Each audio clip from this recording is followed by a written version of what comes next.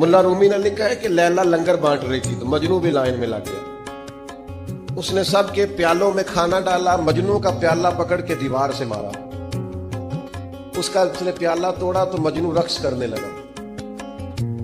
लोग कहने लगे तू पागल तो नहीं, सबको लंगर मिला है, तुझे झिड़कियां, सबके प्यालों में खाना आया है, तेरा टूट गया किरची और तौहीन की तेरी का जा दफा हो जा, प्याला भी तोड़ दिया, तू रक्स कर रहा है। कहने लगा तुम समझे नहीं, मेरे साथ वो सलूक नहीं करती जो सबके साथ करती है।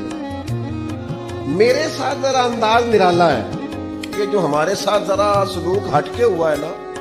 किसी ने कहा था कि उल्टी ही चाल चलते हैं दीवान गाने, थोड़ी उल्टी ही चाल चलते हैं दीवान गाने, आंखों को बंद करते हैं पर दीदार के लिए।